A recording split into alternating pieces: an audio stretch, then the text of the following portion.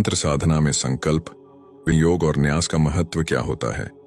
संकल्प, विनियोग एवं न्यास को समझने के लिए हम इसको 3 भाग में आप सभी के सामने प्रस्तुत करेंगे। मंत्र साधना में संकल्प, विनियोग और न्यास का महत्व। एक साधना का एक ऐसा शब्द और विज्ञान है कि उसका उच्चारण करते ही किसी चमत्कारी शक्ति का बोध होता है। ऐसी धारणा है कि प्राचीन काल के योगी, आर्षि और तत्वदर्शी महापुरुषों ने मंत्र बल से पृथ्वी, देवलोक और ब्रह्मांड की अनंत शक्तियों पर विजय पाई थी। मंत्र शक्ति के प्रभाव से वे इतने समर्थ बन गए थे कि इच्छानुसार किसी भी पदार्थ का हस्तांतरण पदार्थ को शक्ति में बदल देते थे। 2 शाप और वरदान मंत्र का ही प्रभाव माना जाता है। एक क्षण में किसी का रोग अच्छा कर देना, एक पल में करोड़ों मील दूर की बात जान लेना, एक नक्षत्र से दूसरे नक्षत्र की जानकारी और शरीर की 72,000 नाड़ियों के एक एक जोड़ की ही अलौकिक शक्ति थी। इसलिए भारतीय तत्व दर्शन में मंत्र शक्ति पर जितनी शोधें हुई हैं, उतनी और किसी पर भी नहीं हुई। मंत्रों के आविष्कार होने के कारण ही आर्षि मंत्र दृष्टा कहलाते थे। 3 वेद और कुछ नहीं, एक प्रकार के मंत्र विज्ञान है जिनमें विराट ब्रह्मांड की उन अलौकिक सूक्ष्म और चेतन सत्ताओं और शक्तियों तक से संबंध स्थापित करने के गूढ़ रहस्य दिए हुए हैं, जिनके संबंध में विज्ञान अभी एक खाग अभी नहीं जानता। किसी भी धार्मिक कृत्य, पूजा पाठ व मंत्र आदि के जप से पूर्व होने वाली सूक्ष्म क्रियाओं, संकल्प, विनियोग, न्यास, अवध्यान आदि से आमजन सामान्यतः अनभिज्ञ होता है। आखिर ये सब जानने की हमें आवश्यकता क्यों है? इसका उत्तर तो यही है कि जब तक साधना क्षेत्र के बारे में ज्ञान का वह आवश्यक भाव भूमि हमारे जीवन में ना आ जाए, सफलता कैसे प्राप्त होगी? हाँ, सामान्य साधना में सफलता संभव हो सकती है, पर उच्च स्तरीय साधना में सफलता पर प्रश्नवाचक चिन्ह ही है। मंत्र किस शक्ति को जागृत करता है?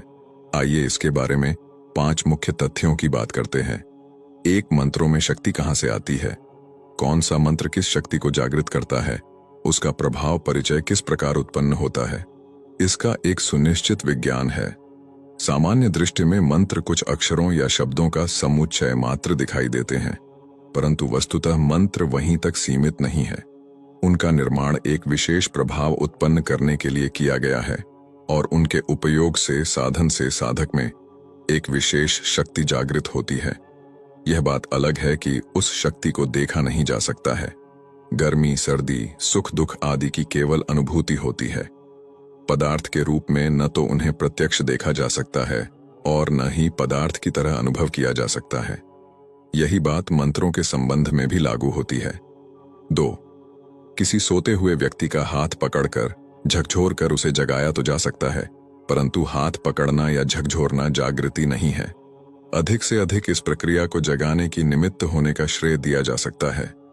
मंत्रोच्चार भी अंतरंग में और अंतरिक्ष में भरी पड़ी अगणित चेतना शक्तियों में से कुछ को जागृत करने का निमित्त मात्र है।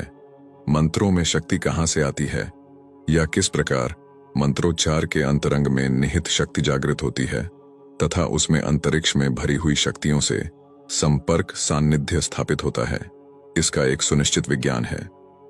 3, किस मंत्र से किस शक्ति को किस आधार पर जगाया जाए, इसका संकेत हर मंत्र के साथ जुड़े हुए विनियोग में बताया गया है। मंत्र चाहे वैदिक हो या तांत्रिक, दक्षिण मार्गी हो या वाम मार्गी, सभी में विनियोग होता है और मंत्र साधन के विधान के साथ ही उनका उल्लेख भी रहता है। जप तो केवल मंत्र का ही किया जाता है, किंतु नियम है कि जप आरंभ करते समय इस विनियोग का स्मरण कर लिया जाए। इस स्मरण में मंत्र के स्वरूप और लक्ष्य के प्रति साधना काल में जागरूकता बनी रहती है और साधना सही दिशा में अग्रसर होती रहती है। 4, किस मंत्र के लिए ब्रह्म चेतना की किस दिव्य तरंग का प्रयोग किया जाए, इसके लिए विधान निर्धारित है। स्थापना, पूजन, स्तवन आदि क्रियाएं इसी प्रयोजन के लिए होती हैं। किसके लिए देव संपर्क का कौन सा तरीका ठीक रहेगा, यह निश्चय करके ही मंत्र साधक को प्रगति पथ पर अग्रसर होना होता है। दबी हुई प्रसुप्त क्षमताओं को प्रखर करने के लिए ऊर्जा की आवश्यकता पड़ती है। यंत्रों को चलाने के लिए ईंधन चाहिए। हाथ पैर से चलने वाले हाथ पैरों को काम करते रहने के लिए तो ऊर्जा की जरूरत रहती ही है।